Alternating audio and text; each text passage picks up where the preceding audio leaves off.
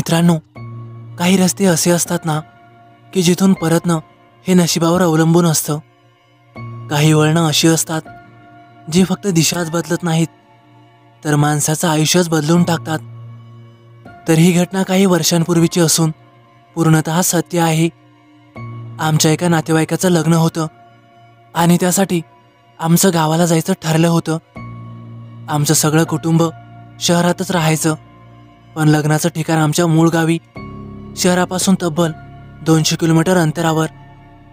आई, वडील आणि बाकी सगळे नातेवाईक काही दिवस आधीच निघून गेले होते. मी मात्र ऑफिसचं काही महत्त्वाचं काम असल्याने मागेच थांबलो होतो. माझ्यासोबतच माझा आतेभाऊ वैभवही थांबला होता. माझं ऑफिसचं कामही संपलं. आम्ही दोघांनी मिळून ठरवलं, गाडीने नाही तर बाईकने जाऊ, म्हणजे मजा येईल. तसंही रस्ता माहीत होता आणि मधल्या वाटेवर काही सुंदर ठिकाणं होती, त्यामुळे साहजिकच आम्ही दोघेही उत्साही होतो. लग्नाला अजून 3 दिवस होते, म्हणून आम्ही ठरवलं आजच रात्री निघूया. रात्री प्रवास करायचा म्हणजे ना ट्रॅफिक ना उन्हाची त्रासदायक चिड. सकाळी गावात पोहोचलो की थेट चहा घेऊन ताजेतवाने होऊ असं आम्ही दोघांनी ठरवलं. संध्याकाळी सगळं पॅकिंग झालं. हेल्मेट, जॅकेट, थोडंसं पाणी, मोबाईलही चार्ज केला आणि बाईकची टाकी फुल करून जेवण वगैरे आटोपली आणि जवळपास 10च्या तशात आम्ही जायला निघालो. रात्र गडद होत चालली होती.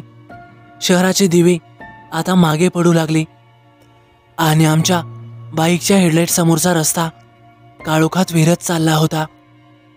त्या क्षणी आम्हाला कल्पनाही नव्हती की पुढे एका चुकीच्या वळणानंतर आमच्या आयुष्यात असा काही प्रसंग घडणार आहे ज्याचं उत्तर आम्हाला आजही भेटलं नाही. तर हळूहळू रस्ता शहरातून बाहेर पडत गेला. मोकळा रस्ता दिसताच हृदयात एक हलकीशी स्वच्छंदता आणि उत्सुकता निर्माण झाली. संध्याकाळी येणाऱ्या थंडीच्या झुळूक आणि ढगाळ आकाशाने वातावरणात एक अद्भुत शांतता भरली होती. सगळीकडे गडद रात्रीचा श्वास व्याप्त होता. फक्त आमच्या बाईकच्या हेडलाईटचा प्रकाश रस्त्यावरील छोटेसे कण चमकवत पुढे सरकत होता. रस्ता पावसाळ्यानंतर काहीसा गोडसर आणि ओलसर झाला होता. आसपासची झाडझुडपं काळोखात फक्त सावल्या बनवून उभी होती. सडकच्या कडेला कुठेतरी काहीतरी हलकं हल्ल्याचं दिसत होतं, पण दूर असल्यामुळे ते अजिबात कळत नव्हतं. त्याचवेळी आमच्या बाजूने एखादी गाडी यायची आणि नारंगी इंडिकेटर देत भरधाव वेगात निघून जायची. आम्ही मस्त गप्पा मारत चाललो होतो आणि तेवढ्यात अचानक 2 रस्ते समोर आले. एक सरळ जाणारा सुरक्षित दिसणारा रस्ता आणि दुसरा डाव्या बाजूला वळणारा. मी वैभवकडे पाहिलं आणि हळूवार म्हणालो, अरे, हा रस्ता कधी बनला? आधी तर इथं काहीच नव्हतं. वैभवने थोडा विचार केला आणि मग उत्तर दिलं, अरे, मला वाटतंय हा शॉर्टकट आहे. थांब, मी मॅपला बघतो.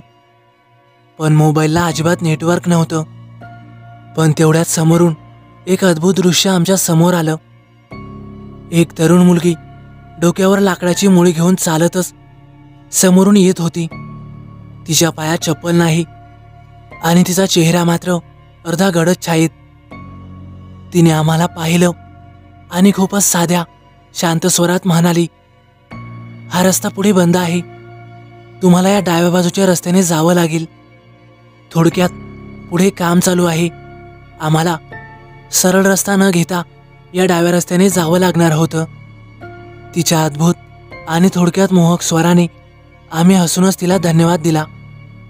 पण त्या हास्यातही काहीतरी अस्वाभाविक, गडद आणि काळोखाशी निगडीत एक अजीबसा थरार होता. अत्यंत सावधगिरीने आम्ही डावीकडे वळालो. जसं जसं आम्ही वळत होतो तसं तसं रस्त्याची जागा दाट आणि गडद होत चालली होती. झाडांच्या सावल्या सरकून आमच्या बाईकच्या हेडलाईटमध्ये येत होत्या. आमच्या बाईकवर झुळूक पडत होती आणि त्यात काहीतरी विचित्र आवाज होता. जणू काही रस्त्यातून कुणीतरी किंवा काहीतरी आमच्यावर नजर ठेवत आहे. आणि तेवढ्यात अचानक तो रस्ता अस्वाभाविकरित्या सरकला आणि आमच्या समोर आलेलं दृश्य आम्हाला थराराने थपकवून टाकतं. जुन्या काळात बांधलेल्या आंशिकरित्या पडलेल्या रस्त्याची गडद काळोखात विलक्षण छटा होती. सगळीकडे फक्त आमची बाईक चालू होती आणि आता गाडीच्या मोटरीचा आवाजही थोडासा वेगळाच भासत होता. मी वैभवकडे पाहिलं. त्याचे डोळे मोठे झालेले होते.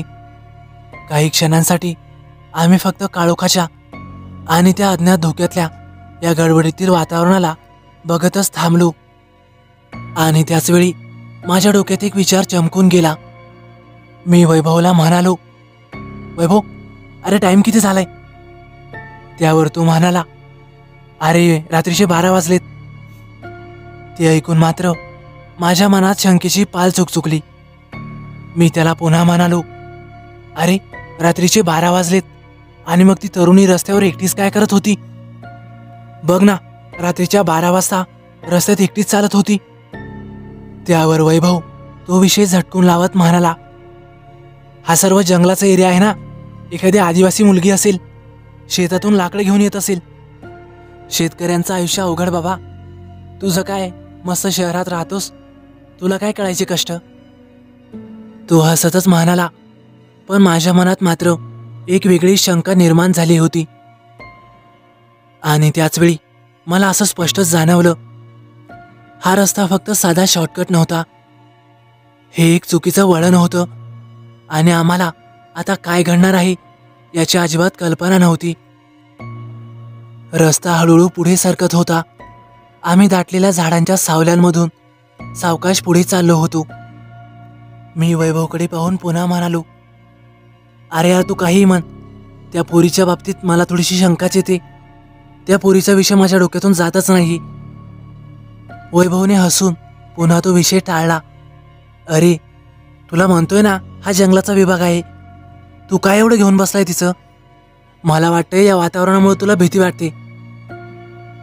त्यावेळी भीती वाटणंही साहजिक होतं, कारण आमच्या आजूबाजूला वातावरणच असं घडत आणि भीतीदायक झालं होतं.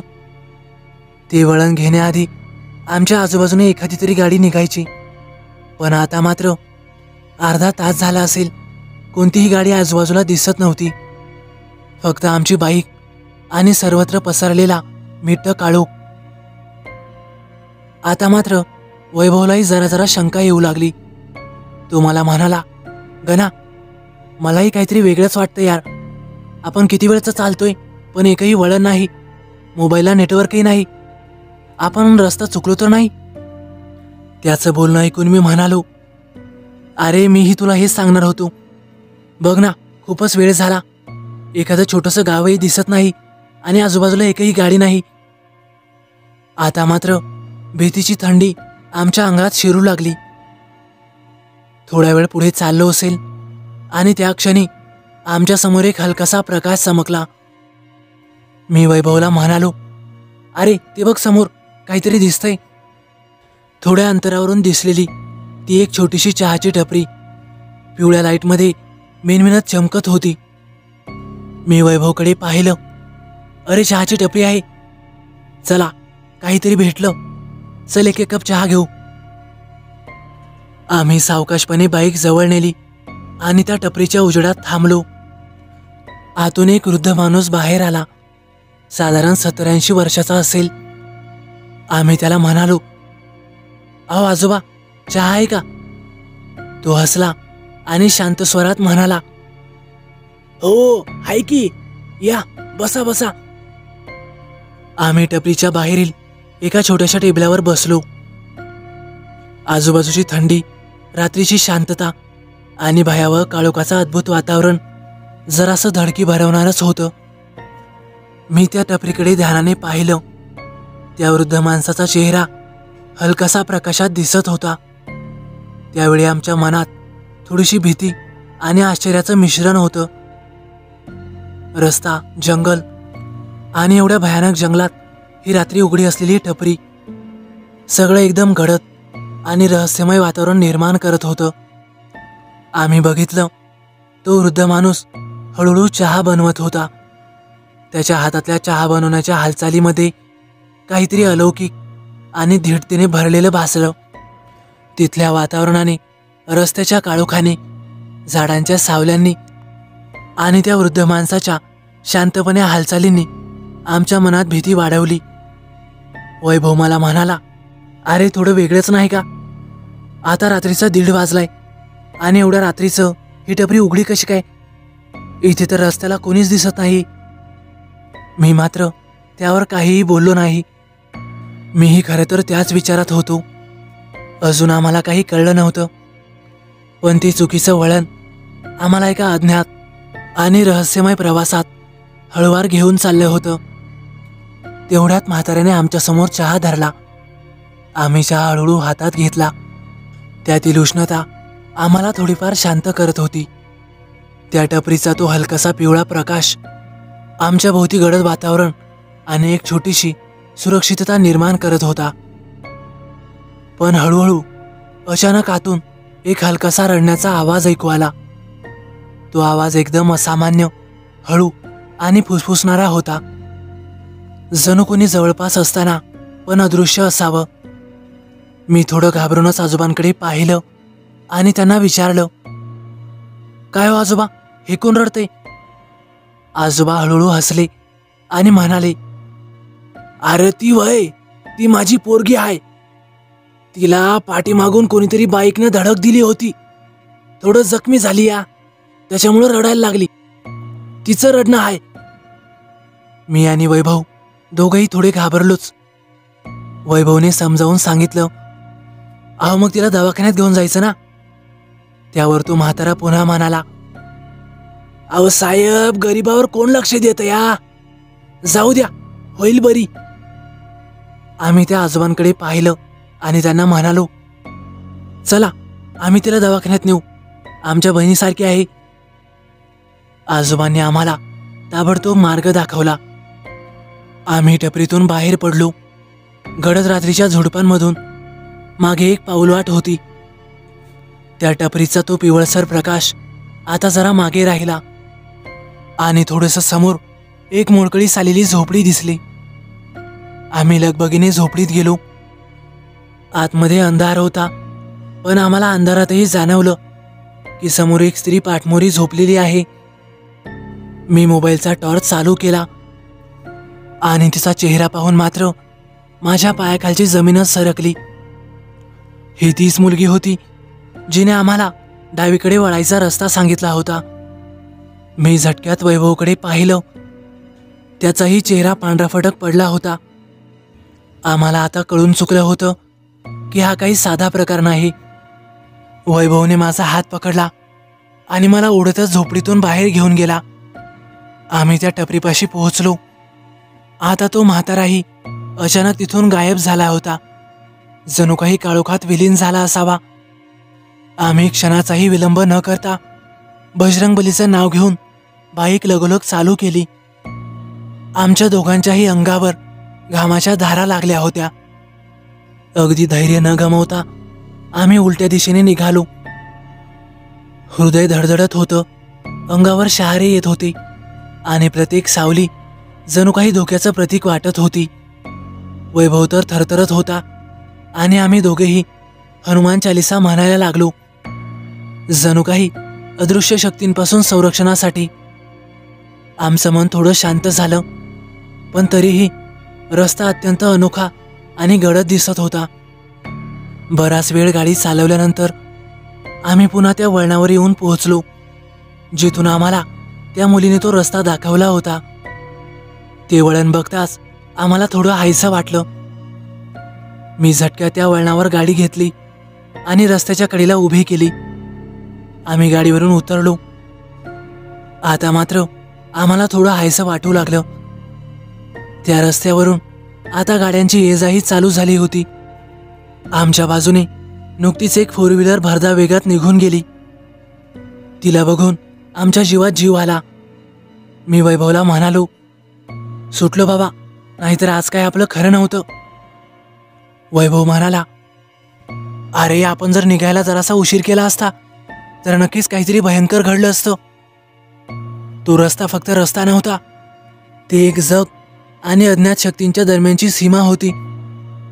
आम्ही एकमेकांकडे पाहिलं, थोडंसं हास्य केलं, पण ते हास्यही पूर्णपणे थराराने भरलेलं होतं.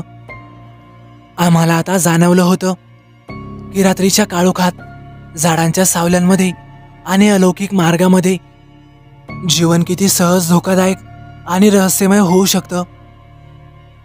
आता जरी आम्हाला त्या सरळ रस्त्याने गाड्या दिसू लागल्या तरीही आम्ही पुढे जायला धजावत नव्हतो. आम्ही निश्चित केलं की आम्ही पुन्हा घरी जाणार आणि उद्या सकाळी पुन्हा गावाकडे जायला निघणार, कारण आता पुन्हा रात्रीचा प्रवास करायची हिंमत आमच्यात उरली नव्हती. आम्ही ठरवल्याप्रमाणे पुन्हा शहराकडे आलो. जवळपास 1.5 तासात आम्ही माझ्या घरी पोहोचलो. आम्हाला घरी यायला 4 वाजले होते. आम्ही मस्त आंघोळी वगैरे केल्या, चहा वगैरे घेतला. थोड्या वेळातच सकाळ झाली. आम्ही पुन्हा देवाचं दर्शन घेऊन गावाकडच्या रस्त्याने निघालो. 1-1.5 तासात आम्ही पुन्हा त्या ठिकाणी आलो जिथून आमचा रात्री रस्ता चुकला होता किंवा त्या मुलीने चुकवला होता. आणि तिथे पोहोचल्यावर मात्र आमच्या अंगावर भीतीने काटाच आला, कारण तिथं आम्ही रात्री घेतलेला टर्न, ते चुकीचं वळण, तिथे अजिबात त्याचा नामोनिशाण नव्हता. तिथे फक्त डावीकडे वळणारी एक पाऊलवाट होती. मी लगेच मोबाईल काढला आणि मॅपमध्ये चेक केलं. आता तिथे मोबाईलला नेटवर्क तर होतं, पण डावीकडे कुठलाही रस्ता वळण घेताना दिसत नव्हता. म्हणजे नक्कीच आम्हाला त्या विळख्यात अडकवण्याचा प्रयत्न केला होता. पण सुदैवाने आम्ही वाचलो होतो. आम्ही देवाचे आभार मानले आणि पुन्हा गावाकडच्या दिशेने निघालो. तेव्हापासून रात्रीचा प्रवास म्हटला की आमच्या अंगावर काटे येतात. तर मित्रांनो, कसा वाटला तुम्हाला अनुभव? आवडल्यास नक्की लाईक करा, कमेंट करायला विसरू नका. आणि हो, आतापर्यंत जर तुम्ही आपल्या चॅनलला सबस्क्राईब केलं नसेल तर नक्कीच सबस्क्राईब करा आणि बाजूला येणाऱ्या बेल आयकॉनलाही नक्की दाबा, जेणेकरून भविष्यात येणाऱ्या व्हिडिओज मी आपल्यापर्यंत सहजरित्या पोहोचवू शकेन. तर चला मग भेटूया उद्या एका नवीन कथेसह. धन्यवाद.